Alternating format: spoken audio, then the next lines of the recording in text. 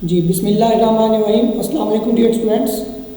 चलते हैं आज के लेक्चर नंबर 4 की तरफ। ठीक है, लास्ट हमने लेक्चर नंबर 3 के अंदर डिस्कस किया था impact of science on society, के जो साइंस है इसका सोसाइटी के ऊपर जो है वो क्या इफ़ेक्ट है। उसके अंदर हमने डिफरेंट पॉइंट्स को रीड किया था, जिसमें हमारे पास साइंस एंड ट्रैवल्स था, साइंस एंड हेल्थ था, साइंस एंड ह्यूमन एटीट्यूड था। ठीक है, डिमेरिट्स ऑफ साइंस हमने स्टडी किया था। तो आज का जो हमारा टॉपिक है वो है यूनिवर्स, कायनात। ठीक है, इसके अंदर हमने यूनिवर्स को स्टडी करना है।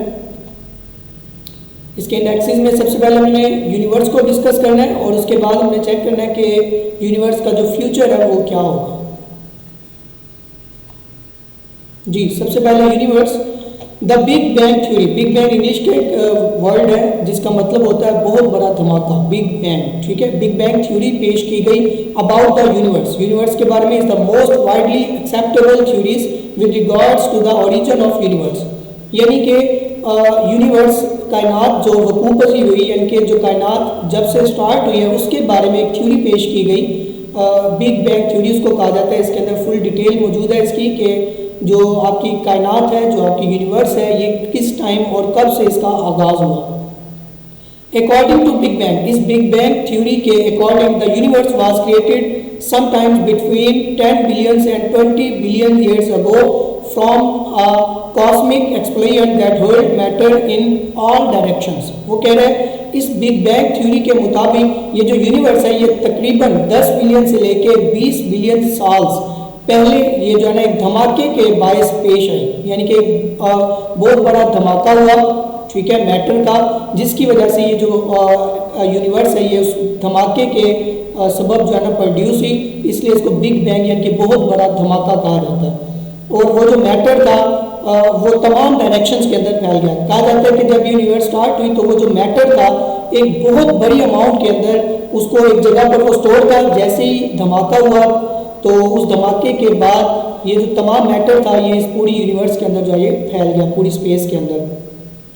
Observations of these galaxies show that they are still moving apart from each other. ये जो ऑब्जर्वेशंस की गई हैं गैलेक्सीज के अंदर, तो ये हमें बताती हैं कि जो हमारे पास मैटर है, ये जो मैटर्स हैं वो हमारे पास हर डायरेक्शन के अंदर जो है वो मूव कर रहे हैं। The universe is expanding. Universe जो है, कायनात जो है वो फैल रही है, मुसलसल फैल रही है, एक मैटर से दूसरे में, दूसरे से तीसरे में, and so on. Some scientist have suggested another theory as study theory to explain the process of evolution of the universe. कुछ साइंसदान ने एक और थ्योरी भी पेश की है, स्टडी थ्योरी इसको कहा जाता है। इसके मुताबिक ये है कि जो कायनात है वो स्टडीली जो है वो मूव कर रही है। However the general nation on which all scientist agree is the theory of big bang. लेकिन जिस थ्योरी के ऊपर तमाम साइंटिस्ट एग्री हुए हैं वो बिग बैंग थ्योरी कहलाती है। ठीक है, तो कहा जाता है कि यूनिवर्स का जो आगाज़ है वो इस तरीके से हुआ कि जो तमाम मैटर है, जो मैटर है वो एक सुई के 1000वें हिस्से के अंदर जो है ना स्टोर किया गया था।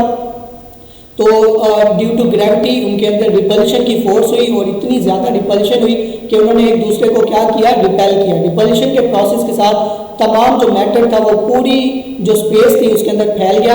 उस यूनिवर्स के अंदर फिर हमारी जो कायनात है वो भी, जो हमारी अर्थ है वो भी उसी यूनिवर्स के अंदर वजूद में आई। Study theory is the theory. अभी स्टडी थ्योरी को थोड़ा सा एक्सप्लेन किया गया। Study theory is the theory about the universe. जो स्टडी थ्योरी है वो भी यूनिवर्स के ही बारे में है।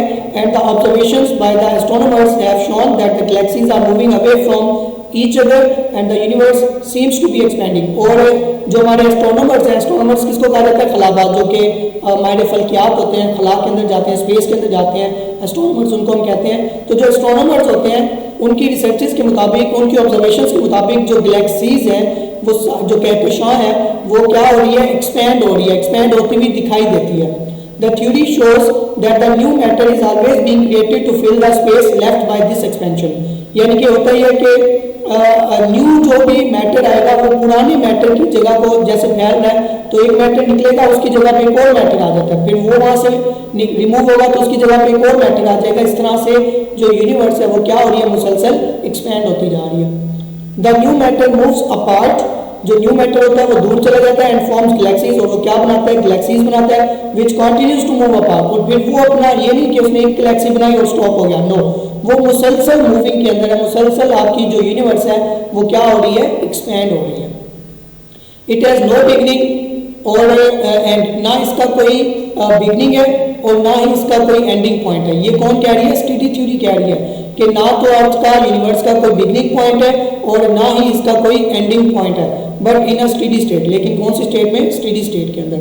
However many observations have suggested that the universe has not always looked like the same। लेकिन बहुत ज़्यादा रिसर्चेस हमें या बहुत ज़्यादा ऑब्जर्वेशन हमें ये भी बताती हैं कि जो यूनिवर्स है वो हर जगह पर सेम नहीं दिखाई देती, ठीक है, किसी जगह पर स्टडी है, किसी जगह पर मूविंग में है। तो ये आपको कौन सी थ्योरी बता रही है, स्टडी थ्योरी बता रही है। नेक्स्ट मूव करते हैं, फ्यूचर ऑफ यूनिवर्स, यानी कि यूनिवर्स का फ्यूचर क्या है, नेक्स्ट क्या होगा। अब हम देख तो रहे हैं कुछ जो साइंटिस्ट हैं वो इस बात पर एग्री करते हैं कि जो आपकी यूनिवर्स है वो स्टडी है, ठीक है, कुछ कहते हैं कि नहीं ये मूविंग वे में है, ये मुसलसल एक्सपैंड हो रही है। तो इसका फ्यूचर क्या होगा, फ्यूचर के बारे में जानते हैं। At present the universe is expanding. अगर हम इस टाइम पे देखें तो हम ये ज़्यादा इस बात पर एग्री करते हैं कि जो हमारी यूनिवर्स है वो क्या हो रही है, एक्सपैंड हो रही है। But the astronomers have question, लेकिन एस्ट्रोनॉमर्स का ये क्वेश्चन है दैट वेदर और not this expansion will continue, कि क्या ये जो एक्सपेंशन है ये कंटिन्यू रहेगी या नहीं रहेगी, ठीक है। अब बात तो होगी कि एक्सपैंड हो रही है, अब कब तक एक्सपैंड होगी या कब से एक्सपैंड होना शुरू हुई है, इसके बारे में क्वेश्चंस जो है ना वो बन रहे हैं। Certain observations which have been made in this regard is that one possible ending of the universe will be big crunch। वो कह रहा है कि कुछ ऑब्जर्वेशंस की गई हैं, उन ऑब्जर्वेशंस के अकॉर्डिंग ये पॉसिबल है, कहा जाता है कि एक बहुत बड़ा धमाका होगा जिससे यूनिवर्स का क्या हो जाएगा, खात्मा हो जाएगा। The galaxies and other matter may be moving apart, but their motion is restrained by their mutual gravitational attraction। वो कह रहे हैं कि जो गैलेक्सीज हैं उस धमाके के बाद, यानी कि ये जो बिग क्रंच कहा जाता है, बहुत बड़ा धमाका होगा, ठीक है, तो उस धमाके में क्या होगा कि जो गैलेक्सीज एंड अदर मैटर होगा वो हो सकता है कि मूविंग अपार्ट यानी कि दूर चला जाए, बट देयर मोशन, लेकिन उनकी जो मोशन होगी वो ग्रेविटी की वजह से दोबारा अट्रैक्ट हो जाएगी। आपको पता है ग्रेविटी की जो फोर्स है वो पार्टिकल्स को अपनी तरफ क्या करती है, अट्रैक्ट करती है। If there is a sufficient matter in the universe gravity will eventually win. वो कह रहा है अगर इस यूनिवर्स के अंदर मैटर की तादाद ज्यादा होगी, यानी कि मादा जो है बहुत ज्यादा हालत में पाया गया, तो जो ग्रेविटी होगी वो उसको क्या कर लेगी, अपनी तरफ अट्रैक्ट कर लेगी, क्योंकि ग्रेविटी की जो फोर्स है वो ना खत्म होने वाली है, इनफिनाइट है, ग्रेविटी कभी भी खत्म नहीं होती। देखें आप कुछ भी फेंकते हैं, मतलब आप आसमान से कोई भी चीज गिरती है वो नीचे ही गिरती है। आपने कभी सोचा आपके हाथ से पेन गिरा वो नीचे, आपके हाथ से कोई कप गिर गया, आपके हाथ से कुछ भी गिरा, कोई जहाज गिरा, कोई परिंदा गिरा, कोई दरख्त गिरा, कुछ भी गिरता है तो वो जमीन के ऊपर ही गिरता है। आपने ये नहीं सोचा कि ऐसा हो कि कोई चीज गिरे और ऊपर की तरफ चली जाए, नो, क्योंकि जो ग्रेविटी है वो हर चीज को अपनी तरफ क्या कर रही है, अट्रैक्ट कर रही है, और आप इस फोर्स को, आप इस फील्ड को कम नहीं कर सकते ग्रेविटी को। तो एंड पे वो ये कह रहा है कि जो आपके पास ग्रेविटी की फोर्स है वो क्या हो जाएगी, विन हो जाएगी, ठीक है, जीत जाएगी, और उन तमाम गैलेक्सीज को दोबारा अपनी तरफ क्या कर लेगी, अट्रैक्ट कर लेगी। If there is a sufficient matter in universe, gravity will eventually win and begins pulling the galaxies towards together again, causing the universe to experience a reverse of Big Bang।